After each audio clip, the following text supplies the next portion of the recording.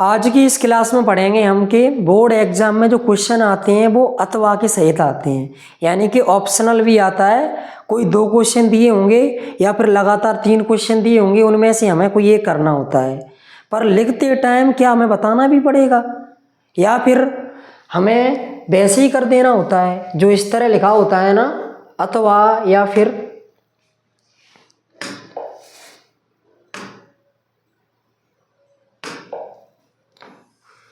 अथवा।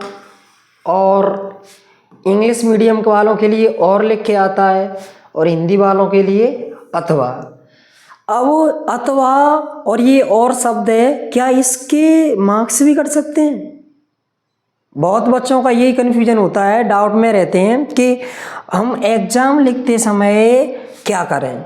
ऐसे मान के चलो यहाँ पर मैंने कुछ प्रश्न लिए हैं, प्रश्न क्रमांक 10 है और मान के चलो ये हमारी है कॉपी, ये कॉपी का पेज है। अब प्रश्न क्रमांक 10 लिख रहे हैं और इसको कॉपी को कैसे लिखें हम, बोर्ड एग्जाम में कॉपी कैसे लिखी जाती है इस पर मैं पहले लेक्चर ले चुका हूं, तो उसको जाके तुम इस चैनल में ही देखना या फिर इसके डिस्क्रिप्शन में मैं लिंक डाल दूंगा। तो देखो कि मान के चलो यहाँ पर हम लिख रहे हैं उत्तर क्रमांक 10।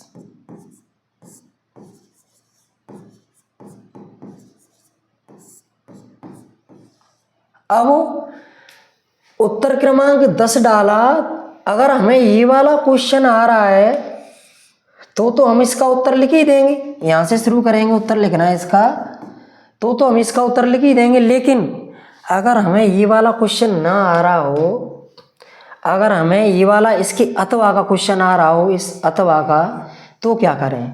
क्या हमें यहाँ अथवा लिखना है या फिर यहाँ अथवा लिखना है, या फिर नहीं लिख पाया तो मार्क्स मिलेंगे या नहीं मिलेंगे? तो ऐसी कोई दिक्कत नहीं है। अगर तुमने यहाँ पर अथवा लिखा हो या ना लिखा हो, तुम्हारे मार्क्स नहीं कटेंगे, गारंटीड। अथवा लिखो तो थोड़ा और ठीक है, क्योंकि टीचर को पता चल जाए कि इस वाले क्वेश्चन का बच्चे ने अथवा वाला क्वेश्चन किया है, और नहीं लिखा है तो टीचर का देखने का काम है, क्योंकि ऑप्शनल का मतलब ही यही है कि इनमें से दोनों में से कोई भी एक कर दो।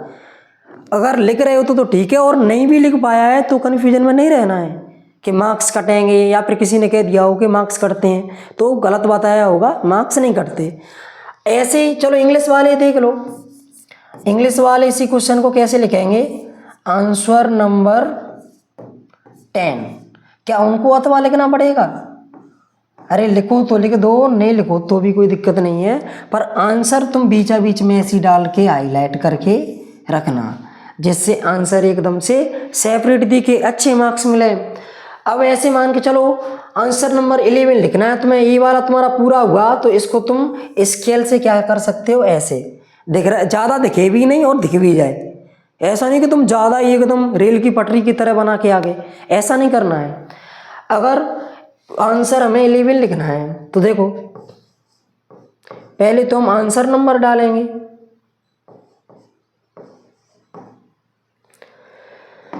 पहले क्या डालेंगे हम? Answer number.